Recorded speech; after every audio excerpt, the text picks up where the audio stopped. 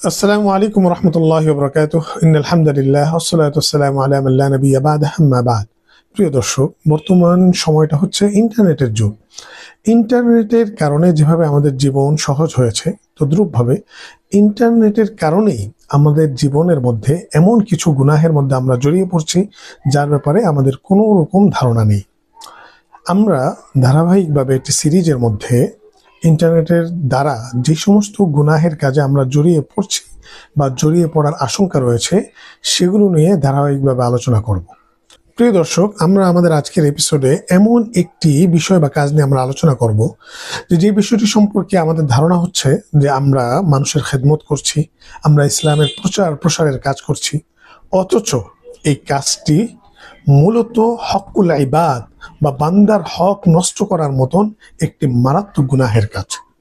আমরা ইসলামের খেদমত করছি বা ইসলামের প্রসার করছি এই স্লোগান তুলে মাঝে মধ্যেই বিভিন্ন ইসলামিক বইগুলোকে পিডিএফ করে কোনো ওয়েবসাইটে অথবা কোনো টেলিগ্রাম চ্যানেলে স্টোর করে এটা মানুষদের জন্য উন্মুক্ত করে দিই, মানুষদের জন্য প্রকাশ করে দিই।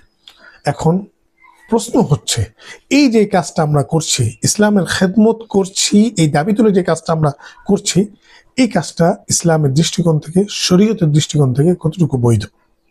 বই পিডিএফ করে অনলাইনে প্রকাশ করার ক্ষেত্রে মোট 4টি অবস্থা হতে পারে। 1 নম্বর অবস্থা হচ্ছে যে বইটি ফ্রি বিতরণের জন্য অনুমোদিত, অর্থাৎ বইটিকে যখন প্রকাশ করা হয়েছিল বা ছাপানো হয়েছিল তখনই এই বইটিকে এই উদ্দেশ্যে ছাপানো হয়েছে যে বইটি ফ্রিভাবে বিতরণ করা হবে।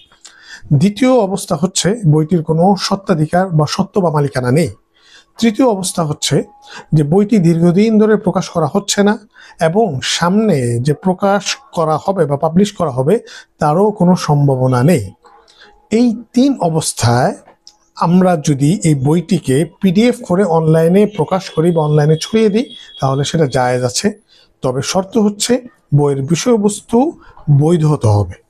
চতুর্থ অবস্থা হচ্ছে যে এমন বই যে বইয়ের স্বত্বাধিকার সংরক্ষিত, অথবা বইটি বাজারে বিদ্যমান, অথবা বইটির লেখক বা প্রকাশকের বইটি প্রকাশ করার পরিকল্পনা রয়েছে।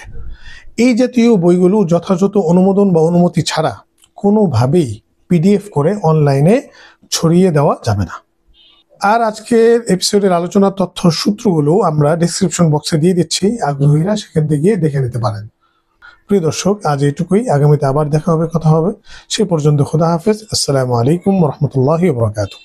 يا من تعمل للدنيا لن ينفعك فما تعمل أرضاك غدا تصلاه نارا فيها تتقلقل تعمر في دار فناء تهدم دار المستقبل وتضيع العمر الغالي وبك الفترة لن تقتل